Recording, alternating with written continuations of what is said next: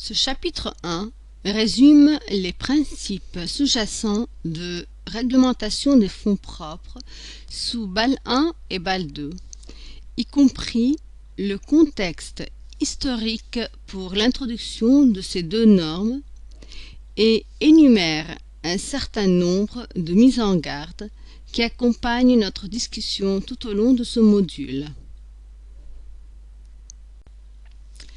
Lorsque les gens parlent de BAL 1 ou BAL 2 ou du comité de Bâle, on parle de l'ensemble des règlements publiés par le comité de Bâle sur le contrôle bancaire, qui est un comité des autorités de contrôle bancaire créé par les gouverneurs des banques centrales des principales juridictions financières dans le monde, à savoir la Belgique, le Canada, la France, l'Allemagne, l'Italie, le Japon, le Luxembourg, les Pays-Bas, l'Espagne, la Suède, la Suisse, le Royaume-Uni et les États-Unis.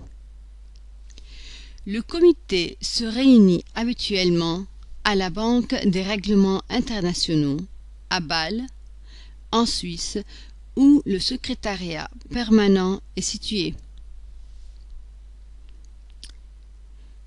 Le comité est chargé de la promulgation des lignes directrices sur les exigences minimales de fonds propres des grandes banques internationales dans le monde entier, ainsi que d'autres aspects de la gestion prudente de la banque, tels que la gestion des liquidités et l'atténuation du risque de contrepartie.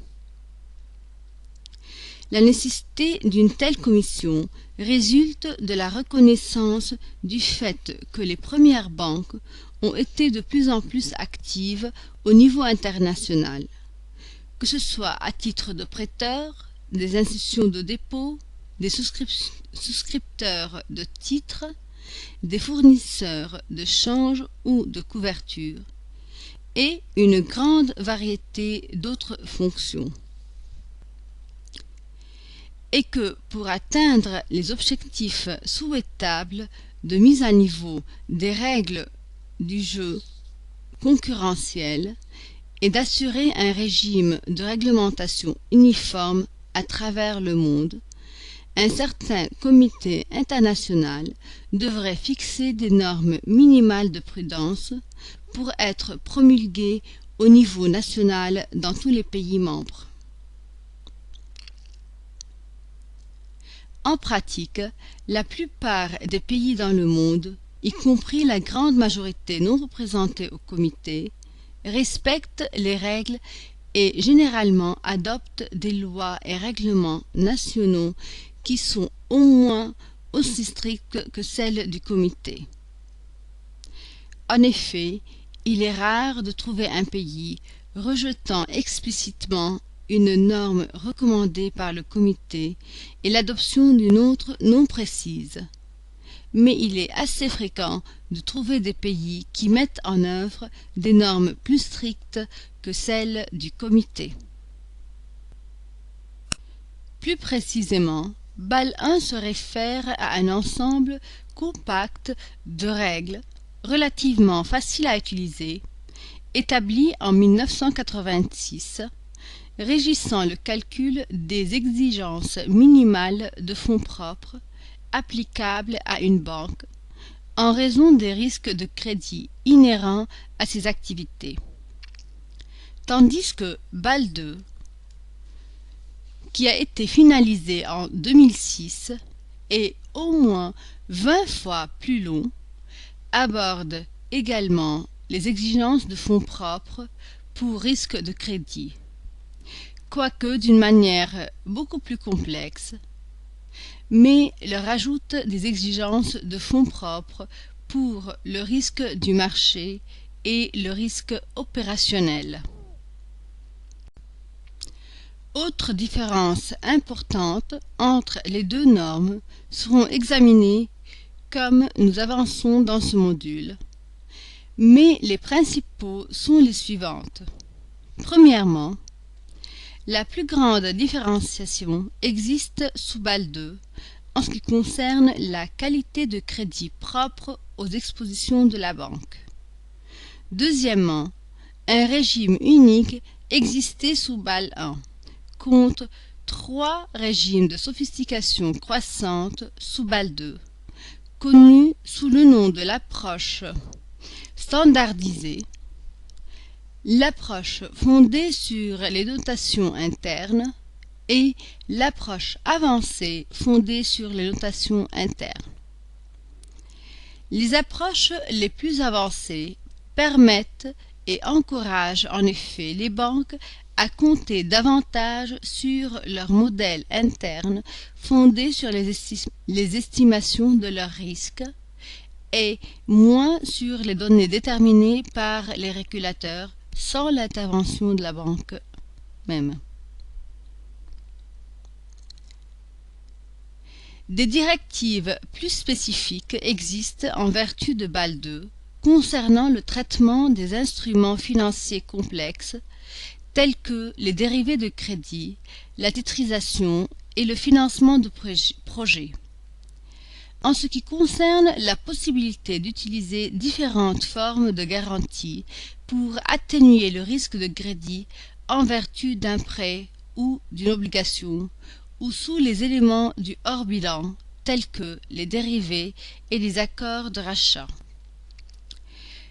En plus de fixer des exigences minimales de fonds propres, au titre de ce qu'on appelle le pilier 1 de BAL 2. Il y a 2 piliers supplémentaires dans le cadre. Le pilier 2 qui exige un plan national de réglementation pour travailler avec la gestion des banques dans la surveillance des risques globaux de la banque et l'ajustement des exigences de fonds propres pour tenir compte des risques supplémentaires pour cette banque particulière qui ne sont pas pris au titre du pilier 1.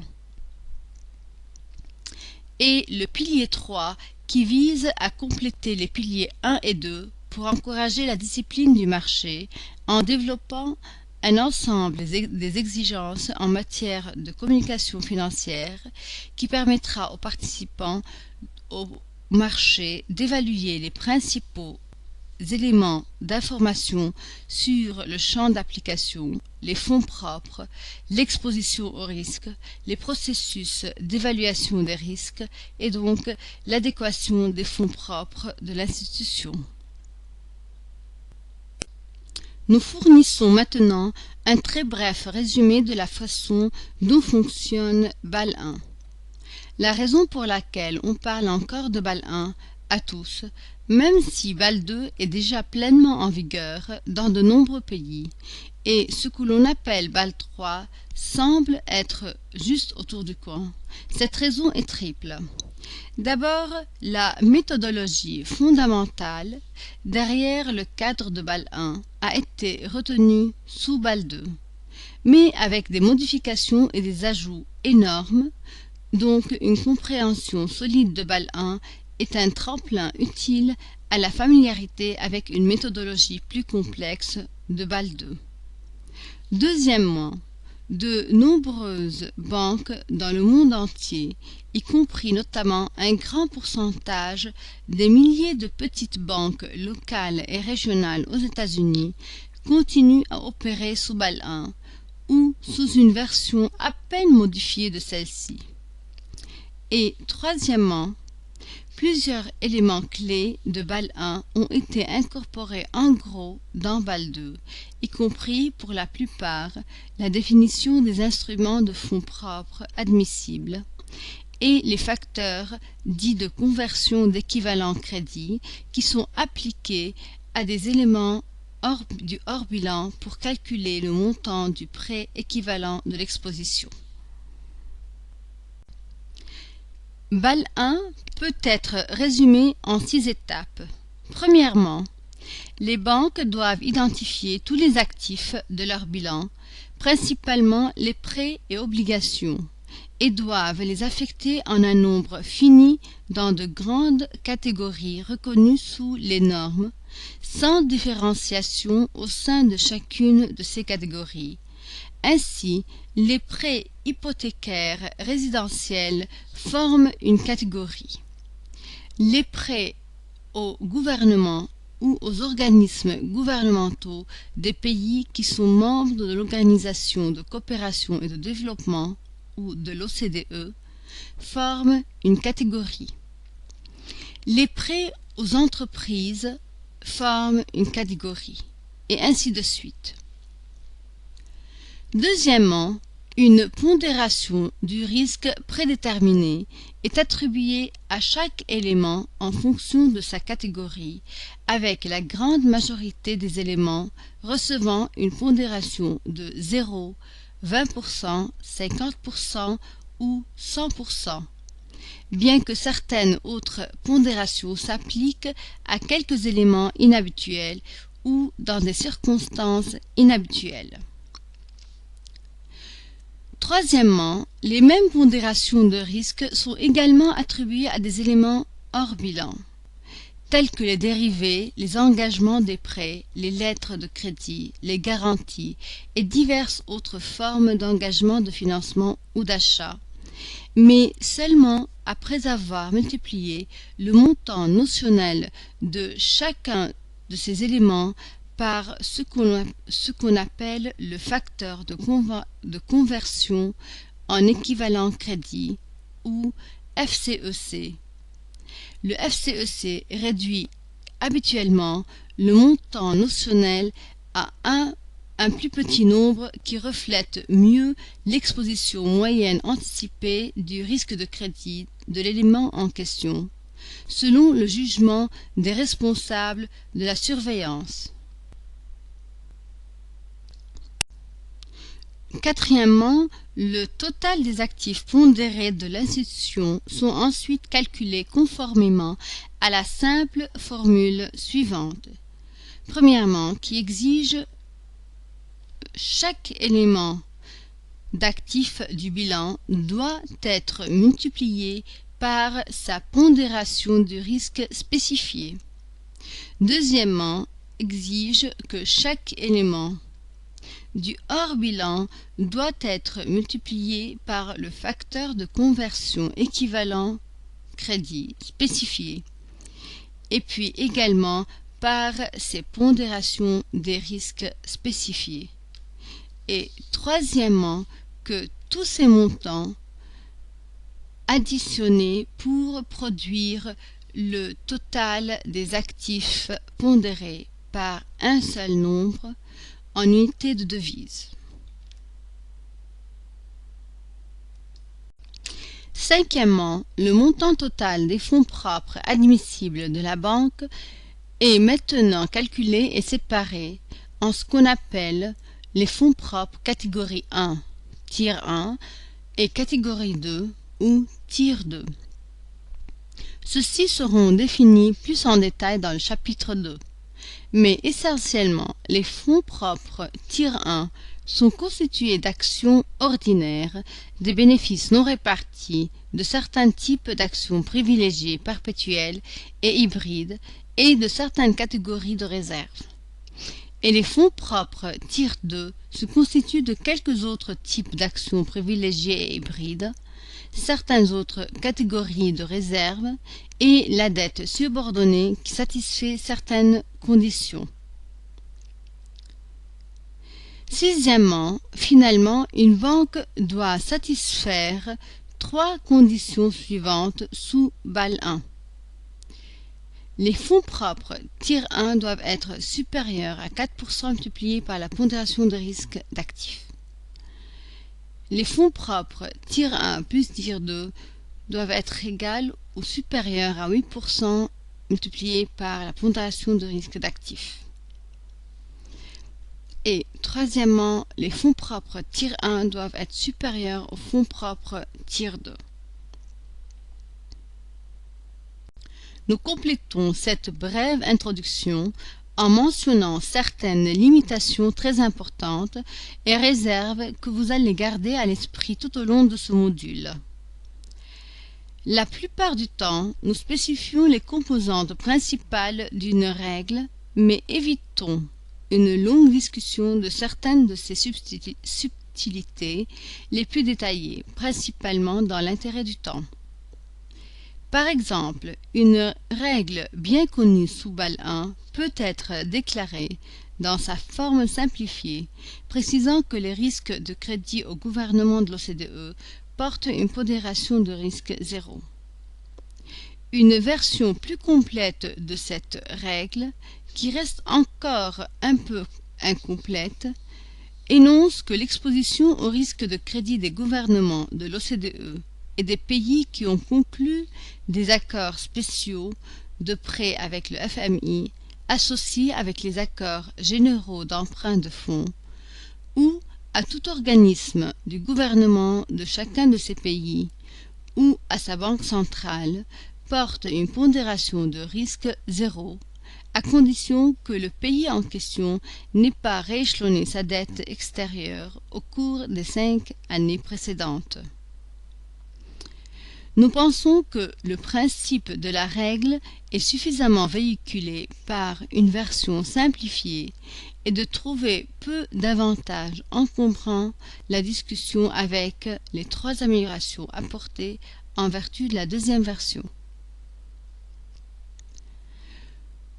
Nous mentionnons quelques cas dans lesquels les règles ont été adoptées différemment selon les pays, principalement ceux qui semblent donner des avantages concurrentiels importants aux banques dans certains pays par rapport aux autres, ou qui donnent lieu à des opportunités particulièrement intéressantes pour l'arbitrage réglementaire. Nous ne disons rien au sujet des lignes directrices de Bâle sur le risque de marché qui sont exhaustivement couvertes dans notre module séparé sur la valeur en risque. Nous laissons le risque opérationnel à un module aussi à part entière. Lors de la discussion sur BAL2, nous nous concentrons sur la soi-disant approche standardisée et nous décrivons très brièvement les 2 autres approches fondées sur des modèles de notation interne. En particulier, nous n'allons pas dans ce module discuter des exigences qualitatives très détaillées imposées par les responsables de surveillance concernant les systèmes de contrôle, les contrôles, les processus de crédit et la documentation des politiques imposées sous BAL2 sur les banques ayant l'intention de mettre en œuvre l'une des approches fondées sur les notations internes. Nous laissons au module distinct les diverses techniques que les banques utilisent pour optimiser leur ratio de fonds propres réglementaires, en particulier celles impliquant la titrisation, les dérivés de crédit et les instruments hybrides complexes. Enfin, bon nombre de règles que nous avons décrites dans ce module sont en cours d'examen au-delà de ce que nous décrivons dans le chapitre 4 et peuvent être modifiées dans un proche avenir. Ne comptez donc pas sur ce module à des fins de toute transaction réelle sur lesquelles vous travaillez pour le moment. Cela nous amène à la fin du présent chapitre 1.